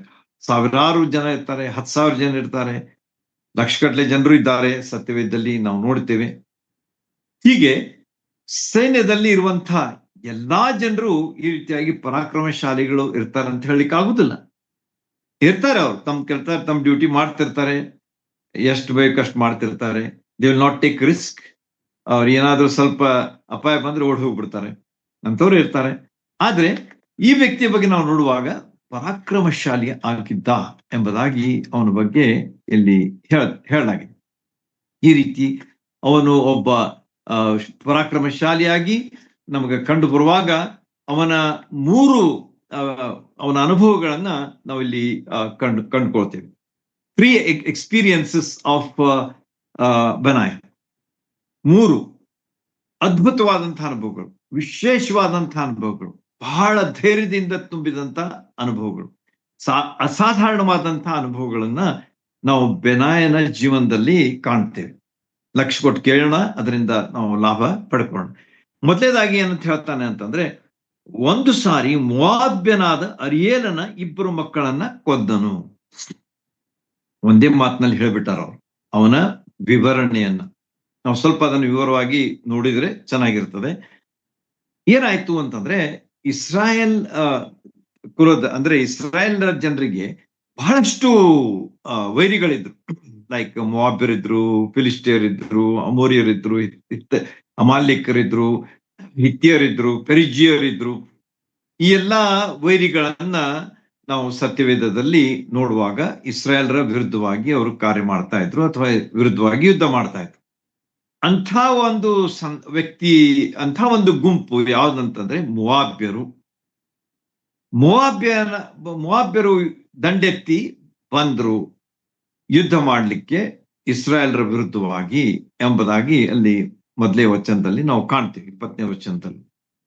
ಇಂಥ ಒಂದು ದೊಡ್ಡ ಸೈನ್ಯ ಬಂದು ಯುದ್ಧ ಮಾಡ್ಲಿಕ್ಕೆ ನಿಂತಾಗ ಅಲ್ಲಿ ಏನಾಗ್ತದೆ ಅಂತಂದ್ರೆ ಅವರು ಬಂದು ಬಹಳಷ್ಟು ಚಾಲೆಂಜ್ ಕೊಡ್ತಾರೆ. ಅಲ್ಲಿ ಅವರಲ್ಲಿ, ಆ ಮೊವಾಬ್ಯರಲ್ಲಿ ಇಬ್ಬರು ಹೊರಗೆ ಬರ್ತಾರೆ. ಜಸ್ಟ್ ಲೈಕ್ ಗೋಲಿಯಾತ್ ಯಾವ ರೀತಿಯಾಗಿ ಫಿಲಿಸ್ಟಿಯರ ಒಬ್ಬ ಧೀರನಾಗಿದ್ದ, ಅವನು ಬಂದು ಇಸ್ರಾಯೇಲ್ರಿಗೆ ಯಾವ ರೀತಿಯಾಗಿ ಚಾಲೆಂಜ್ ಕೊಡ್ತಾ ಇದ್ದ, ಆ ರೀತಿಯಾಗಿ ಇವರು ಬಂದು ಆಹ್ವಾನ ಕೊಡ್ತಾ ಇದ್ರು ಎಂಬುದಾಗಿ ನಿಮಗೆ ಅಲ್ಲಿ ಕಂಡು ಬರ್ತದೆ ವಿವರವಾಗಿ ಓದಿದ್ರೆ. ಆಗ ಅಲ್ಲಿದ್ದಂತಹ ಇಸ್ರಾಯೇಲ್ರಲ್ಲಿ ಯಾರು ಮುಂದೆ ಬರಲಿಲ್ಲ. Nobody came forward. ನೋಡ್ರಿ, ಇಷ್ಟೆಲ್ಲಾ ಜನ ಇದ್ರು ಇಸ್ರಾಯೇಲ್ ಜನರಲ್ಲಿ, ಆದ್ರೆ ಒಬ್ಬನು ಸಹ ಅಲ್ಲಿ ಮುಂದೆ ಬರಲಿಲ್ಲ ಎಂಬುದಾಗಿ ನಮಗ ಅಲ್ಲಿ ಸ್ಪಷ್ಟವಾಗಿ ಕಂಡು ಬರ್ತದೆ. ಮೊವಾಬ್ಯರು ಬಂದಿದ್ದಾರೆ. ಅವರಲ್ಲಿ ಇಬ್ಬರು ಯೋಧರು ಅಂದ್ರೆ ಸೈನಿಕರು, ಧೈರ್ಯವಂತ ಸೈನಿಕರು. ಅವ್ರು ಯಾರ ಅಂತಂದ್ರೆ ಅರಿಯೇಲನ ಮಕ್ಕಳಂತೆ. ನಾವು ಓದಿದೀವಲ್ಲ ಈಗಾಗಲೇ, ಅರಿಯೇಲನ ಮಕ್ಕಳು. ಅವರು ಆ ಮೊವಾಬ್ಯರಿಗೆ ಸೇರಿದಂಥವ್ರು. ಅರಿಯೇಲನ ಮಕ್ಕಳಲ್ಲಿ ಇಬ್ಬರು. ಅವರು ಬಹಳ ಅವರು ಸಹ ಬಹಳ ಧೀರರಾಗಿದ್ರು. ಅವರು ಇಸ್ರಾಯೇಲ್ರ ವಿರುದ್ಧ ಬಂದು ಆಹ್ವಾನವನ್ನ ಕೊಡ್ತಾ ಇದ್ರು. ಅವ್ರು ಬಹಳ ಸ್ಟ್ರಾಂಗ್ ಇದ್ರಂತ. ಅವ್ರ ಬಗ್ಗೆ ನೀವು ಓದಿದ್ರೆ ನಿಮ್ಗೆ ಗೊತ್ತಾಗ್ತದೆ. ದೇ ವರ್ ವೆರಿ ಸ್ಟ್ರಾಂಗ್, ಬಹಳ ಬಲಿಷ್ಠರಾಗಿದ್ರು ಅಂತ ಹೇಳಿ ಅವ್ರ ಬಗ್ಗೆ ಹೇಳಲಾಗಿದೆ. ಅದೇ ರೀತಿಯಾಗಿ ನಿರ್ದಯಿಗಳಾಗಿದ್ರಂತ. ದೇ ವರ್ ರೂತ್ಲೆಸ್, ನಿರ್ದಯಿಗಳು. ಅಂದ್ರೆ ಅವ್ರಿಗೆ ಯಾವುದೇ ಕರುಣೆ ಇರಲಿಲ್ಲ. ಹೊಡೆಯುವುದು, ಕೆಡುವುದು ಅಷ್ಟೇ ಅವ್ರದ್ದು. ಇಂಥ ಒಂದು ಮನೋಸ್ಥಿತಿ ಉಳ್ಳಂತಹ ವ್ಯಕ್ತಿಗಳು ಯಾರಾಗಿದ್ರಂತಂದ್ರೆ ಈ ಅರಿಯೇಲನ ಮಕ್ಕಳಾದಂತ ಈ ಇಬ್ಬರು ಜನರಾಗಿದ್ರು. ಇವರನ್ನ ಎದುರಿಸೋರು ಯಾರಪ್ಪ ಎನ್ನುವಂತ ಒಂದು ಪ್ರಶ್ನೆ ಬರ್ತದೆ. ಸ್ವಲ್ಪ ವಿವರವಾಗಿ ಹೇಳ್ತಾ ಇದ್ದೇನೆ, ನೀವು ನೆನಪಿಡೋದಕ್ಕಾಗಿ. ಸುಮ್ಮನೆ ಒಂದೇ ವಚನದಲ್ಲಿ ಹೇಳಿಬಿಟ್ರೆ ನಿಮ್ಗೆ ಮರ್ತು ಹೋಗ್ಬಿಡ್ತದೆ. ಆದ ಕಾರಣ ಸ್ವಲ್ಪ ನಾನು ಅದನ್ನ ಒಂದು ಚಿಕ್ಕ ಒಂದು ಸನ್ನಿವೇಶ ಮಾಡಿ ನಿಮ್ಗೆ ಹೇಳ್ತಾ ಇದ್ದೇನೆ. ಈ ಮೊವಾಬ್ಯರ ಒಂದ್ ಕಡೆ ಒಂದು ದಂಡಿದೆ, ಇಸ್ರಾಯೇಲ್ರ ದಂಡ ಒಂದ್ ಕಡೆ ಇದೆ. ಮೊವಾಬ್ಯರ ಕಡೆಯಿಂದ ಇಬ್ಬರು ಬಂದಿದ್ದಾರೆ, ಅರಿಯೇಲನ ಮಕ್ಕಳು. ಅವರು ಏನ್ ಮಾಡ್ತಾ ಇದ್ದಾರೆ ಅಂತಂದ್ರೆ ಇಸ್ರಾಯೇಲ್ರಿಗೆ ಚಾಲೆಂಜ್ ಕೊಡ್ತಾ ಇದ್ದಾರೆ. ಬರ್ರಿ, ನೀವು ನಮ್ ಕೂಡ ಯುದ್ಧ ಮಾಡ್ರಿ, ಯಾಕೆ ಸುಮ್ನೆ ನಿಂತಿದ್ದೀರಿ ನೀವು, ಬರ್ರಿ ನಮ್ ಕೂಡ ಯುದ್ಧ ಮಾಡ್ರಿ ಎಂಬುದಾಗಿ ಒಂದು ಚಾಲೆಂಜ್ ಕೊಡ್ತಾ ಇದ್ದಾರೆ. ಯಾರು ಬರ್ತಾ ಇಲ್ಲ, ಏನಿದು ಅಂತ ಹೇಳಿ ಅವರು ಜೋರಾಗಿ ಅಲ್ಲಿ ಕೂಗುವಂತ ಒಂದು ವಿಚಾರವನ್ನ ಅಲ್ಲಿ ನಾವು ಕಾಣ್ತೀವಿ. ಆಗ ಇಸ್ರಾಯೇಲ್ರಿಗೆ ಏನಾಗ್ಬಿಡ್ತು ಅಂತಂದ್ರೆ ದೇ ಗಾಟ್ ಅಫ್ರೇಡ್. ಯಾರೂ ಮುಂದೆ ಬರುವುದಿಲ್ಲ ಅಂತಂದ್ರೆ ಅದರ ಅರ್ಥ ಏನು? ಹೆದರಿ ಬಿಟ್ರು ಅವ್ರು. They got afraid. ಆದ ಕಾರಣ, ಹೆದರಿದ ಕಾರಣ ಅವ್ರು ಮುಂದೆ ಬರ್ಲಿಕ್ಕೆ ಅವ್ರಿಗೆ ಆಗ್ತಾ ಇಲ್ಲ. ಆಮೇಲೆ ಏನಾಯ್ತು ಅಂತಂದ್ರೆ ಈ ಮಾತು ಬೆನಾಯನಿಗೆ ಗೊತ್ತಾಯ್ತು. Benaiah came to know about this. ಆಗ ಅವನೇನ್ ಮಾಡ್ಬಿಟ್ಟ ಅಂತಂದ್ರೆ, ನಾನು ಹೋಗ್ತೇನೆ, ದೇವರ ಮೇಲೆ ನಂಬಿಕೆ ಇಟ್ಟು ನಾನು ಹೋಗ್ತೇನೆ ಎಂಬುದಾಗಿ ಬೆನಾಯನು ಏನ್ ಮಾಡ್ಬಿಟ್ಟ ಅಂತಂದ್ರೆ ಅಲ್ಲಿ ಹೊರಟು ಹೋಗಿ ಆ ಇಬ್ಬರ ಮುಂದೆ ಅಲ್ಲಿ ಆತನು ಯುದ್ಧಕ್ಕಾಗಿ ಹೋಗ್ತಾನೆ ಎಂಬುದನ್ನ ನಾವು ಅಲ್ಲಿ ಕಾಣ್ತೀವಿ. ಆಗ ಅಲ್ಲಿ ಏನಾಗ್ತದೆ ಅಂತಂದ್ರೆ ಅವರು ನಾ ಹೇಳಿದಲ್ಲಿ ಬಹಳ ಬಹಳ ಬಲಿಷ್ಠರಾಗಿದ್ರು. ಅದೇ ರೀತಿಯಾಗಿ ನಿರ್ದಯಿಗಳಾಗಿದ್ರು. ಕರುಣೆ ಅನ್ನುವಂಥದ್ದು ಇರಲಿಲ್ಲ. ಸೊ ಇವನನ್ನು ನೋಡಿದ್ಕೊಳ್ಳೆ ಅವರಿಗೆ ಬಹಳ ಸಿಟ್ಟು ಬಂದ್ಬಿಡ್ತು ಅವ್ರಿಗೆ. ಈ ಇವನ್ ನಮ್ ಕೂಡ ಯುದ್ಧ ಮಾಡ್ತಾನೆ, ಒಂದೇ ಹೊಡೆತಲ್ಲಿ ಇವನು ಹೊಡೆದ್ ಬಿಡ್ತೀವಿ ಅಂತೇಳಿ ಜೋರಾಗಿ ಅವರು ಕತ್ತಿಯಿಂದ ಅವನ ಮೇಲೆ ಆಕ್ರಮಣ ಮಾಡಿದಾಗ ಇವನು ಅಷ್ಟೇ ಏನ್ ಮಾಡ್ಬಿಟ್ಟ ಅಂದ್ರೆ ಕ್ವಿಕ್ ಆಕ್ಷನ್ ಅಂತ ಹೇಳ್ತಾರಲ್ಲ, ಆ ರೀತಿಯಾಗಿ ಚತುರನಾಗಿ ಏನ್ ಮಾಡ್ಬಿಟ್ಟ, ಅವ್ರನ್ನ ತಪ್ಪಿಸ್ಕೊಂಡ. ಆಮೇಲೆ ಏನ್ ಮಾಡ್ಬಿಟ್ಟ ಅಂತಂದ್ರೆ ಖಡ್ಗವನ್ನ ತೆಗೆದುಕೊಂಡು ಆ ಇಬ್ಬರನ್ನು ಹೊಡೆದು ಉರುಳಿಸಿದನು ಎಂಬುದಾಗಿ ದೇವರ ವಾಕ್ಯ ಹೇಳ್ತಾರೆ. ಅರಿಯೇಲನ ಮಕ್ಕಳು ಬಹಳ ಬಲಿಷ್ಠರಾಗಿದ್ರು, ನಿರ್ದಯಗಳಾದ್ರೂ ಕೂಡ ಬೆನಾಯನು ದೇವರ ಮೇಲಿನ ನಂಬಿಕೆಯಿಂದ ಅವರು ಕೂಡ ಯುದ್ಧ ಮಾಡಿ ಅವರನ್ನು ಸೋಲಿಸಿದನು, ಕೊಂದು ಹಾಕಿದನು ಎಂಬುದಾಗಿ ಅವರ ಬಗ್ಗೆ ನಾವು ಓದ್ತೇವೆ. ಅವರ ಖಡ್ಗದಿಂದ ತಪ್ಪಿಸಿಕೊಂಡ ಮತ್ತು ಅವರನ್ನ ಖಡ್ಗದಿಂದ ಹೊಡೆದನು ಎಂಬಂತ ವಿಷಯವನ್ನ ಇಲ್ಲಿ ನಾವು ಕಂಡುಕೊಳ್ತೇವೆ. ಹೀಗೆ ಮೋವಾಬ್ಯರ ವಿರುದ್ಧ ದೇವರು ಬೆನಾಯನ ಮೂಲಕವಾಗಿ ಜಯ ಕೊಡ್ತಾನೆ ಎಂಬುದು ಇಲ್ಲಿ ನಮ್ಗ ಸಿದ್ಧವಾಗ್ತದೆ. ನೋಡ್ರಿ, ಮೊದ್ಲೇ ಒಂದು ಧೀರ ಕೃತ್ಯ ಅಥವಾ ಧೈರ್ಯದ ಒಂದು ಕಾರ್ಯ ಬೆನಾಯನು ಮಾಡಿದ್ದು ಇಲ್ಲಿ ನಮಗ ತಿಳಿದು ಬರ್ತದೆ. ಮೋವಾಬ್ಯರ ವಿರುದ್ಧವಾಗಿ ಇಬ್ಬರು ಧೀರ ಶೂರರ ವಿರುದ್ಧವಾಗಿ ಆತನು ಕಾದಾಡಿ ಅವರನ್ನ ಹೊಡೆದು ಉರುಳಿಸಿದನು ಎಂಬುದಾಗಿ ಇಲ್ಲಿ ನಮಗ ಕಂಡು ಬರುವಂತ ವಿಚಾರ. ದೇವರು ಕೊಟ್ಟಂತ ಜಯ, ದೇವರ ಮೇಲೆ ನಂಬಿಕೆ ಇಟ್ಟಂತ ವ್ಯಕ್ತಿಯ ಜೀವನದಲ್ಲಿ ಬರುವಂತಹ ಒಂದು ಜಯವನ್ನ ನಮಗೆ ತೋರಿಸಿ ಕೊಡ್ತದೆ. ಆದ ಕಾರಣ ನಮ್ಮ ಜೀವನದಲ್ಲಿ ಸಹ ಅನೇಕ ಸಂಗತಿಗಳು ಎದುರಾಗ್ತವೆ. ಆಗ ನಮಗೇನ್ ಅನಿಸ್ತದಪ್ಪ, ನಮ್ಗೇನ್ ಆಗುದಿಲ್ಲ. We can't face the problems are so difficult, the problems are so huge, the problems are not solvable. ಅವುಗಳನ್ನ ಸಾಲ್ವ್ ಮಾಡ್ಲಿಕ್ಕೆ ನಮಗ ಆಗುದಿಲ್ಲ ಎನ್ನುವಂತಹ ವಿಚಾರ ನಮಗ ಬಂದು ಬಿಡ್ತದೆ. ಸೈತಾನ್ ಯಾವಾಗಲೂ ನಮಗೆ ಏನ್ ಮಾಡ್ತಾನೆ, ಡಿಸ್ಕರೇಜ್ ಮಾಡ್ತಾನೆ.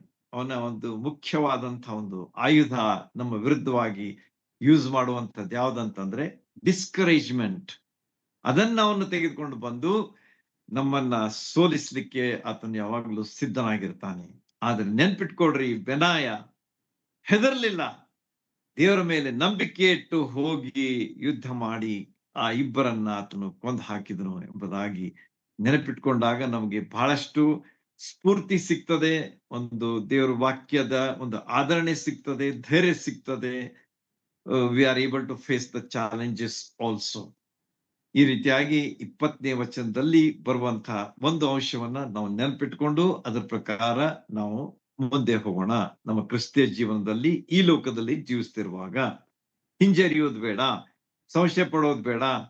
ನಾವು ಧೈರ್ಯದಿಂದ ಮುಂದೆ ಹೋಗಬೇಕಾದದ್ದು ಇಲ್ಲಿ ನಮಗೆ ಕಂಡು ಬರುವಂತಹ ಒಂದು ಮುಖ್ಯ ಅಂಶ. ಓಕೆ, ಇಷ್ಟು ನೆನ್ಪಿಟ್ಕೊಂಡಿರ್ರಿ. ಆಮೇಲೆ ಎರಡನೇ ಒಂದು ಸನ್ನಿವೇಶಕ್ಕೆ ಬರೋಣ. ಈಗ ಎರಡನೇ ಸನ್ನಿವೇಶ 21ಕ್ಕೆ ಅಲ್ಲಿ ನಮಗ ಬರೆದದೆ. 21ನೇ ವಚನದಲ್ಲಿ ಏನು ಆಗಿದೆ, ಮತ್ತೊಮ್ಮೆ 20ನೇ ವಚನದ ಕೊನೆ ಭಾಗದಲ್ಲಿ ಬರ್ತದೆ. ನಾಟ್ 21, 20ನೇ ವಚನ ಮಧ್ಯ ಭಾಗ ಮತ್ತು ಕೊನೆ ಭಾಗ. ಅಲ್ಲಿ ಏನಾಗ್ತದೆ ಅಂತಂದ್ರೆ, ಬೆನಾಯನು ಏನ್ ಮಾಡ್ದ ಅಂತಂದ್ರೆ, ಇನ್ನೊಮ್ಮೆ ಹಿಮಕಾಲದಲ್ಲಿ ಒಂದು ಸಿಂಹವು ಗುಂಡಿಯಲ್ಲಿ ಬಿದ್ದಿರಲು ಅವನು ಆ ಗುಂಡಿಗೆ ಇಳಿದು ಹೋಗಿ ಅದನ್ನು ಕೊಂದನು ಎಂಬುದಾಗಿ ಇಲ್ಲಿ ಹೇಳಲಾಗಿದೆ. ನೋಡಿ, ಸಿಂಹ ಅಂತ ಅನ್ಕೊಂಡು ನಮ್ಮ ಲಕ್ಷ್ಯ ಎಲ್ಲಿ ಹೋಗ್ತದೆ, ಸ್ಯಾಮ್ಸನ್ ಕಡೆಗೆ ಹೋಗ್ತದಲ್ಲ. ಸಂಸೋನನು ಸಹ ಏನ್ ಮಾಡಿದ, ಸಿಂಹವನ್ನ ಉರುಳಿಸಿದ್ದ, ಅದನ್ನ ಕೊಂದು ಹಾಕಿದ್ದ ಎಂಬಂತ ವಿಚಾರ ನಮ್ಗೆ ಬರ್ತದೆ. He was the judge of Israel ಎಂಬುದಾಗಿ ದೇವರು ಅವನನ್ನ ಉಪಯೋಗಿಸಿಕೊಂಡ ಕಾರಣ ಅವನು ಆ ರೀತಿಯಾಗಿ ಮಾಡ್ಲಿಕ್ಕೆ ಸಾಧ್ಯವಾಯಿತು. ಇಲ್ಲಿಯೂ ಸಹ ಇಂಥ ಒಂದು ಸನ್ನಿವೇಶ ನಮ್ಗ ದೇವರು ಇಟ್ಟಿದ್ದಾನೆ.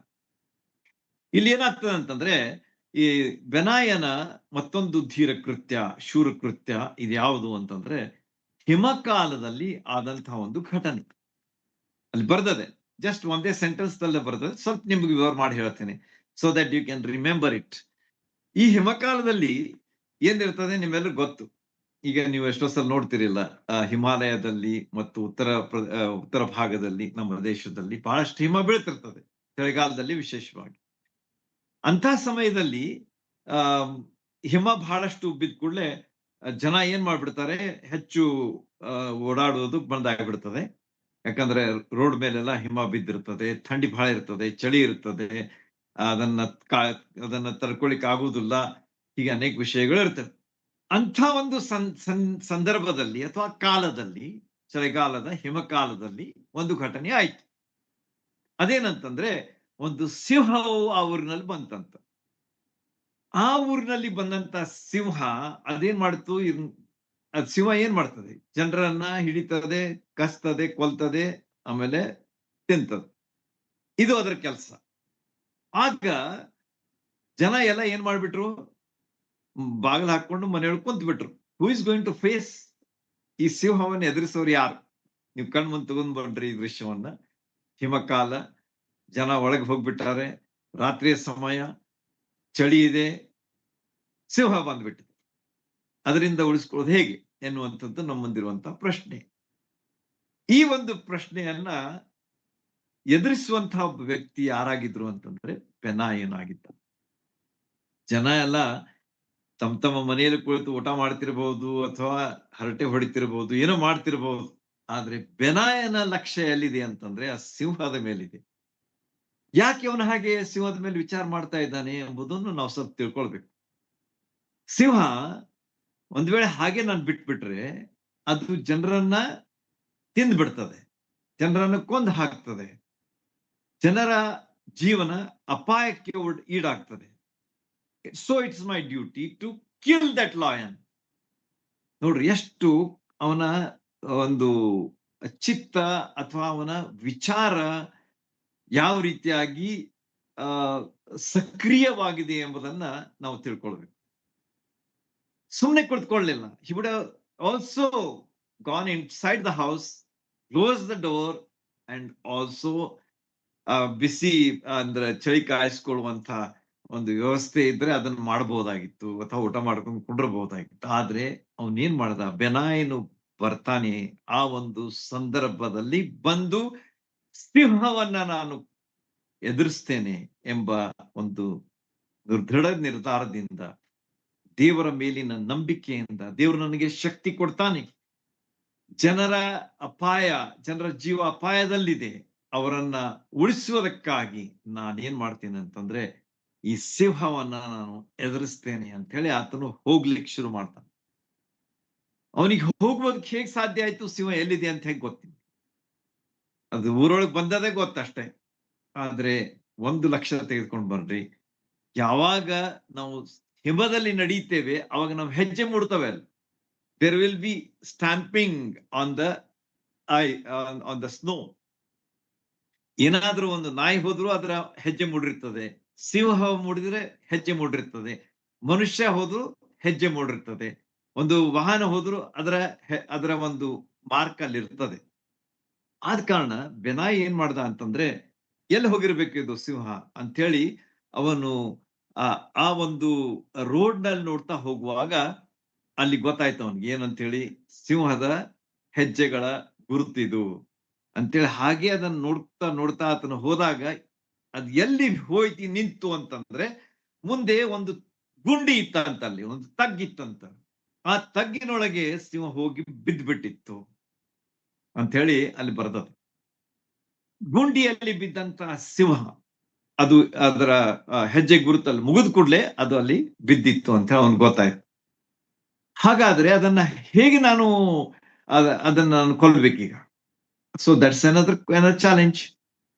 ಆಗ ಅವನೇನ್ ಮಾಡ್ದ ಅಂತಂದ್ರೆ, ನಾನು ಒಳಗೆ ಜಂಪ್ ಮಾಡ್ತೇನೆ, ಆ ಸಿಂಹವನ್ನ ಕೊಂದು ಹಾಕ್ತೇನೆ ಎನ್ನುವಂತಹ ಒಂದು ನಿರ್ಧಾರಕ್ಕೆ ಅವನು ಬರ್ತಾನೆ.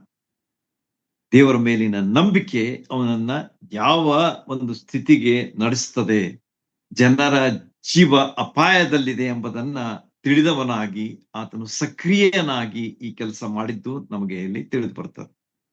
ಒಳಗೆ ಹೋದ, ಜಂಪ್ ಮಾಡೇ ಬಿಟ್ಟ ಅವನು. ಸುಮ್ಮನೆ ಹಿಂದೆ ಮುಂದೆ ನೋಡ್ಲಿಲ್ಲ, ನೋಡಿದ್ರೆ ಆಗ್ತಿರ್ಲಿಲ್ಲ.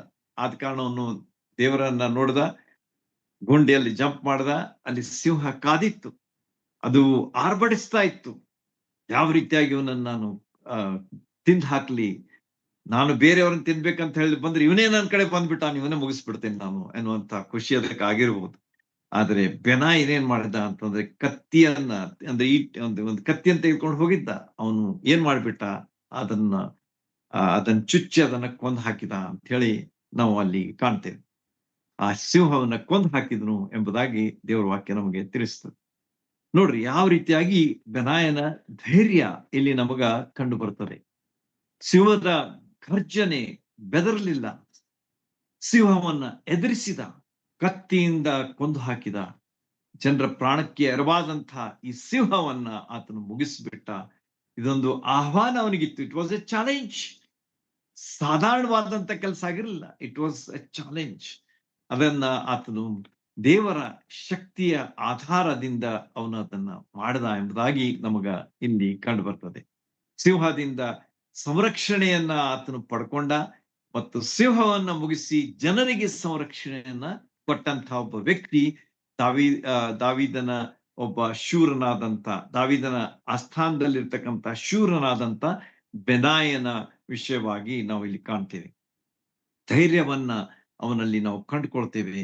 ಮತ್ತು ದಾವೀದನು ಸಹ ಇದನ್ನ ತಿಳ್ಕೊಂಡಾಗ ಯು ವಾಸ್ ಸೋ ಹ್ಯಾಪಿ. ಅವನಿಗೆ ಬಹಳ ಖುಷಿ ಆಯ್ತು, ನನ್ನ ರಾಜ್ಯದಲ್ಲಿ ಇಂಥ ವ್ಯಕ್ತಿಗಳು ಸಹ ಇದ್ದಾರಲ್ಲ ಎಂಬಂತಹ ಒಂದು ಖುಷಿ ಅವನಲ್ಲಿ ಆಯ್ತು. ಮತ್ತು ಅವನು ಖಂಡಿತವಾಗಿ ಅವನು ಹಿ ವುಡ್ ಹ್ಯಾವ್ ರಿವಾರ್ಡೆಡ್ ಹಿಮ್ ಅಂತ ಹೇಳಿ ನಮಗ ಕಂಡು ಬರ್ತದೆ. ಈ ರೀತಿಯಾಗಿ ಬೆನಾಯಿನ ಒಂದು ಎರಡನೇ ಒಂದು ಕೆಲಸ ಅದೇನಾಗಿತ್ತು ಅಂತಂದ್ರೆ ಸಿಂಹವನ್ನ ಕೊಲ್ಲುವಂತದ್ದಾಗಿತ್ತು. He never hesitated even to kill the most the king of the jungle ಅಂತ ಹೇಳ್ತೀವಲ್ಲ ನಾವು ಲಾಯನ್ಗೆ. ಆ ಅರಣ್ಯದ ರಾಜನಾದಂಥ ಸಿಂಹನನ್ನು ಸಹ ಕೊಂದು ಹಾಕುವುದಕ್ಕೆ ಅವನು ಹಿಂಜರಿಯಲಿಲ್ಲ. ಯಾರೇ ಇರಲಿ, ನನ್ನ ಜನರ ಪ್ರಾಣ ಉಳಿದರೆ ಸಾಕು ಅಂತ ಹೇಳಿ ತನ್ನ ಪ್ರಾಣವನ್ನು ಆತನು ಪಣಕ್ಕಿಟ್ಟು ಹೋಗಿ ದೇವರ ಮೇಲಿನ ಭರವಸೆಯಿಂದ ದೇವರ ಮಹಿಮೆಗಾಗಿ ಜೀವಿಸಿದಂತಹ ಒಬ್ಬ ವ್ಯಕ್ತಿ ಬೆನಾಯ ಆಗಿದ್ದ ಅಂತ ಹೇಳಿ ನಮಗ ಎರಡನೇ ಒಂದು ಅವನ ಸನ್ನಿವೇಶ, ಜೀವನದಲ್ಲಿ ಆದಂತ ಸನ್ನಿವೇಶ ನಮಗೆ ತಿಳಿಸ್ಕೊಡ್ತದೆ. Okay, time is going so fast. ಆದ ಕಾರಣ ಮೂರನೇ ಒಂದು ಸನ್ನಿವೇಶ ಹೇಳ್ತೇನೆ. ಅದೇನಾಗಿತ್ತು ಅಂತಂದ್ರೆ ನಮಗೆ ನೆಕ್ಸ್ಟ್ ವಚನದಲ್ಲಿ ಇದೆ ನೋಡ್ರಿ.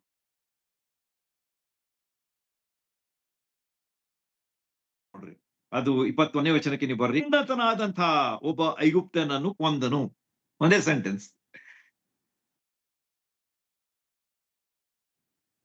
ಅಷ್ಟೇ ನಾ ಹೇಳಿದ್ರೆ ನೀವು ನೆನಪಿಡೋದಿಲ್ಲ, ಯಾಕಂದ್ರೆ ಬಹಳ ಡಿಫಿಕಲ್ಟ್ ಟು ರಿಮೆಂಬರ್ ದಿಸ್. ಆದ ಕಾರಣ ಸ್ವಲ್ಪ ಸನ್ನಿವೇಶ ಮಾಡಿ ನಿಮ್ಗೆ ಹೇಳ್ತೀನಿ, ಆಗ ನಿಮ್ಗೆ ಅದರ ಒಂದು ನೆನಪು ಉಳಿದು ಬಿಡ್ತದೆ.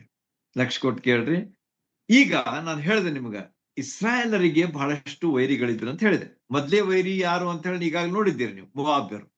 ಮೋವಾಬ್ಯರಲ್ಲಿ ಅರಿಯಲ್ನ ಮಕ್ಕಳಾದಂತ ಇಬ್ಬರು, ಅವರನ್ನ ಯಾವ ರೀತಿಯಾಗಿ ಕೊಂದು ಹಾಕಿದ, ಮೋವಾಬ್ಯರನ್ನು ಸೋಲಿಸಿದ ಎಂಬುದಾಗಿ ನಮಗೆ ಇಸ್ರಾಯೇಲರು ಸೋಲಿಸಿದ್ರು ಎಂಬಂತ ವಿಚಾರ ನಾವು ಕಂಡುಕೊಂಡಿದ್ದೀವಿ. ಈಗ ಸಿಂಹ ಆಯ್ತು, ಸಿಂಹವನ್ನು ಸಹ ಯಾವ ರೀತಿಯಾಗಿ ಕೊಂದ ಎಂಬುದು ಅದನ್ನು ನಾವು ನೋಡಿದ್ದೇವೆ. ಅವನಲ್ಲಿರ್ತಕ್ಕಂಥ ಧೈರ್ಯ, ಅವನಲ್ಲಿರ್ತಕ್ಕಂತಹ ಒಂದು ತನ್ನ ಜನರ ಬಗ್ಗೆ ಇದ್ದಂತಹ ಒಂದು ಕಳಕಳಿ, ಇವೆಲ್ಲವುಗಳನ್ನ ನಾವು ನೋಡಿದ್ದೇವೆ. ಮೂರನೇದಾಗಿ ನಾವು ನೋಡುವಾಗ ಇಲ್ಲಿ ಐಗುಪ್ತರು ಬಂದ್ರು.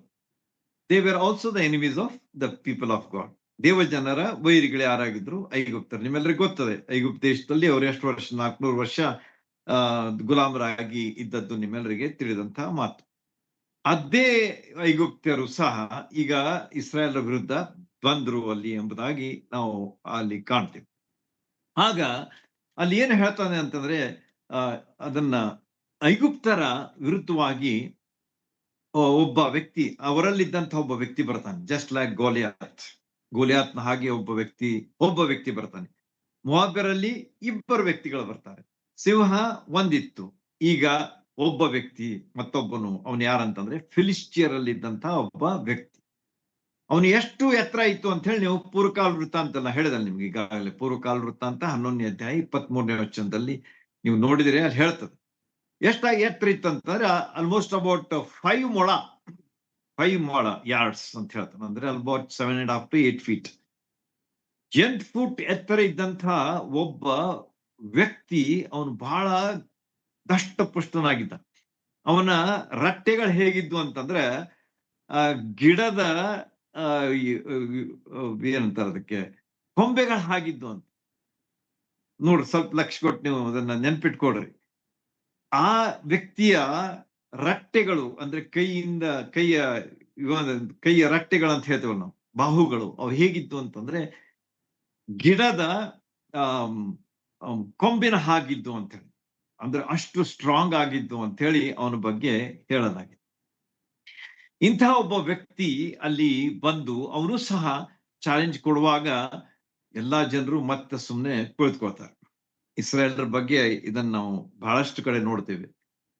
Very few bold people are found in the people of ಇಸ್ರೇಲೈಟ್ಸ್.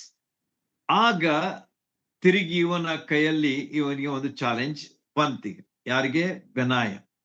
ಬೆನಾಯನಿಗೆ ಇದು ಗೊತ್ತಾದ ಕೂಡಲೇ ಅವನೇನಂದ, okay, I will go in the name of God. ದೇವರ ಮೇಲೆ ವಿಶ್ವಾಸ, ಭರವಸೆ, ನಂಬಿಕೆಯಿಂದ ನಾನು ಹೋಗ್ತೇನೆ ಮತ್ತು ಆ ವ್ಯಕ್ತಿಯನ್ನ ನಾನು ಸೋಲಿಸ್ತೇನೆ ಎಂಬುದಾಗಿ ಅವನು ಏನ್ ಮಾಡ್ಬಿಟ್ಟ ಅಂತಂದ್ರೆ, ಈ ಒಂದು ಸವಾಲನ್ನ ಎದುರಿಸುವುದಕ್ಕಾಗಿ ಆತನು ದೇವರ ಮೇಲೆ ಒಂದು ನಂಬಿಕೆ ಇಟ್ಟು ಆತನು ಹೋಗ್ತಾನೆ.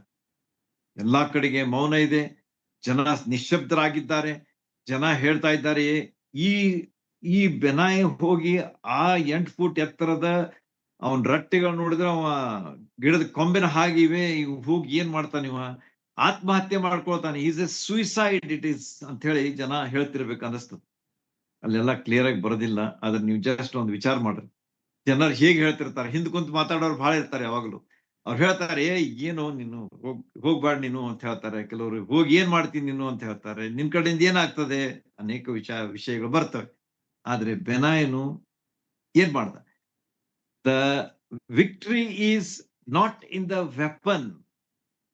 ಆಯುಧದಲ್ಲಿ ಜಯ ಇಲ್ಲ, ಆದ್ರೆ ದೇವರಲ್ಲಿ ಜಯ ಇದೆ ಎಂಬುದನ್ನ ಯಾರು ತಿಳ್ಕೊಂಡಿದ್ರು? ಬೆನಾಯ ತಿಳ್ಕೊಂಡಿದ್ದ. ಅವನು ಯಾವುದೇ ಒಂದು ಆಯುಧವನ್ನ ಆತ್ಕೊಳ್ಳಿಲ್ಲ, ಆದ್ರೆ ದೇವರ ಕೈಯಲ್ಲಿ ತನ್ನನ್ನು ಒಪ್ಪಿಸಿಕೊಟ್ಟು ಒಂದು ಗದೆಯನ್ನ ತೆಗೆದುಕೊಂಡು ಹೋದ. ಗದೆ ಅಂತೇಳಿ ನೋಡ್ತಿರಲ್ಲ, ಕ್ಲಬ್ ಅಂತ ಹೇಳ್ತಾರಲ್ಲ ಇಂಗ್ಲಿಷ್ ನಲ್ಲಿ. ಆ ಗದೆ ಅಂದ್ರೆ ಕಟ್ಟಿಗೆಯಿಂದ ಮಾಡಿರ್ತದೆ. ಈ ಒಬ್ಬ ಐಗುಪ್ತದ ಶೂರನ ಕೈಯಲ್ಲಿ ಏನಿದೆ? ಈಟಿ ಇದೆ. ಈಟಿ, it is a spear, very thick spear. ಅದರ ಬಗ್ಗೆ ಹೇಳಲಾಗಿದೆ, ಅದನ್ನ ಎತ್ತಲಿಕ್ಕೂ ಆಗ್ತಿರ್ಲಿಲ್ಲ ಅಂತ ಸಾಮಾನ್ಯ ವ್ಯಕ್ತಿಗೆ. ಅದನ್ನ ಎತ್ತಿ ಹಿಡಿಲಿಕ್ಕೂ ಆಗ್ತಿರ್ಲಿಲ್ಲ. ಅಂಥ ಭಾರವಾದಂಥ ಸ್ಪಿಯರ್ ಅವನ ಕೈಯಲ್ಲಿ ಇತ್ತು. ಅಂದ್ರೆ ಆ ವ್ಯಕ್ತಿ ಹೇಗಿರ್ಬೇಕು ಲೆಕ್ಕ ಹಾಕ್ರಿ.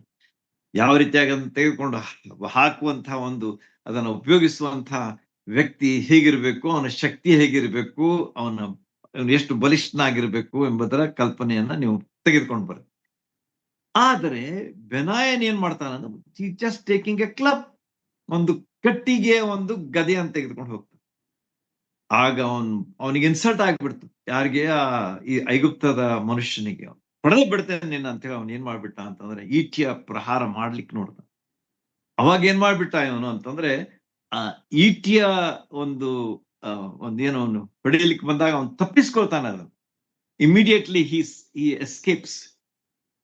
ನಾನು ಯಾಕೆ ಹೇಳ್ತಾ ಇದ್ದೀನಿ ಅಂತಂದ್ರೆ, ನೆಕ್ಸ್ಟ್ ಸ್ಟೆಪ್ ಏನಿದೆ ಅಂತಂದ್ರೆ, ಅವನು ಏನ್ ಮಾಡ್ಬಿಟ್ಟ ಅಂತಂದ್ರೆ, ತನ್ನ ಕೈಯಿಂದ ಆ ಹಿಡಿಕೆ ಇರ್ತದಲ್ಲ, ಅಂತ ಹ್ಯಾಂಡಲ್ ಇರ್ತದಲ್ಲ, ಈಟಿಯ ಹ್ಯಾಂಡಲ್, ಅದನ್ನ ಅವನು ಹಿಡಿತಾನೆ. ಯಾರು?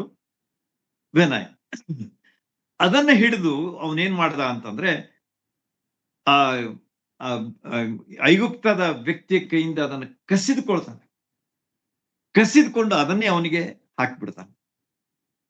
ನೋಡ್ರಿ, ಎಷ್ಟು ವಿಶೇಷವಾದ ರೀತಿಯಲ್ಲಿ ಚಾಕಚಕ್ಯತೆಯಿಂದ, ಚಾಣಾಕ್ಷತೆಯಿಂದ ದೇವರ ಶಕ್ತಿ ಸಹಾಯವನ್ನ ಪಡ್ಕೊಂಡಂತಹ, ದೇವರನ್ನು ನಂಬಿದಂತಹ ಬೆನಾಯನು ಮಾಡಿದಂತಹ ಒಂದು ಕಾರ್ಯ ನಿಜವಾಗಿಯೂ ಶ್ಲಾಘನೀಯವಾಗಿತ್ತು.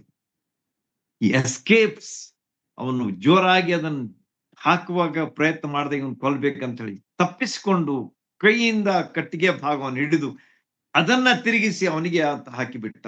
ಹಿಂಭಾಗದಿಂದ ಆತನ ಕೊಂದು ಹಾಕಿದ ಎಂಬುದಾಗಿ ನಮಗ ತಿಳಿದು ಬರುವಂತಹ ಒಂದು ಅಂಶ. ಆಗ ವ್ಯಕ್ತಿ ಸತ್ತು ಹೋದನು ಅಂತ ಹೇಳಿ ಅಲ್ಲಿ ನಮಗ ಕೊಂದನು ಅಂತ ಹೇಳ್ತಾನೆ. ನೋಡ್ರಿ, ಕೈಯಲ್ಲಿ ಒಂದು ಕೊಂಬನ್ನು ಮಾತ್ರ ಹಿಡ್ಕೊಂಡು ಹೋಗಿ ಅವನ ಕೈಯಲ್ಲಿ ಬರ್ಚಿಯನ್ನ ಕಿತ್ತುಕೊಂಡು ಅದರಿಂದ ಅವನನ್ನು ಕೊಂದನು. ನಾನು ಹೇಳಿದ್ದು ನಿಮ್ಗೆಲ್ಲ ನಿಮ್ ಕಣ್ಣ ಮುಂದೆ ಬಂದಿರಬೇಕು. ಈ ರೀತಿಯಾಗಿ ಬೆನಾಯನ್ ಏನ್ ಮಾಡದ ಅಂತಂದ್ರೆ, ಆ ಐಗುಪ್ತನನ್ನು ಸಹ ಕೊಂದನು ಎಂಬುದಾಗಿ ಅಲ್ಲಿ ನಮಗ ತಿಳಿದು ಬರ್ತದೆ. ಯಾವುದೇ ಒಂದು ಆಯುಧ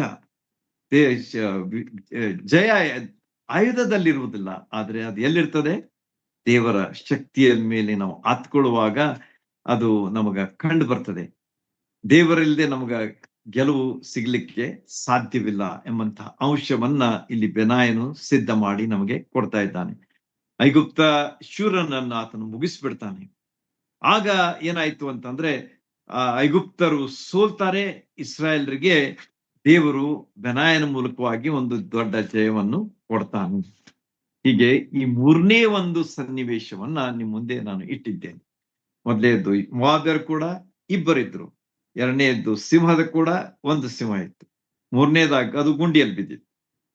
ಮೂರನೇದಾಗಿ ನಾವು ನೋಡುವಾಗ ಒಬ್ಬ ಐಗುಪ್ತ ಬಹಳ ಶೂರ ಧೀರ, ಅವನ ಕೈಯಲ್ಲಿದ್ದಂತ ಈಟಿಯನ್ನ ತೆಗೆದುಕೊಂಡು ತಾನೇ ಅವನನ್ನು ಕೊಂದು ಹಾಕುವಂತ ಈ ಮೂರು ಶೂರ ಕೃತ್ಯಗಳನ್ನ ಇವತ್ತು ನಾವು ಇವತ್ತು ಭಾಗದಲ್ಲಿ ನಾವು ಅಭ್ಯಾಸ ಮಾಡಿದ್ದೇವೆ.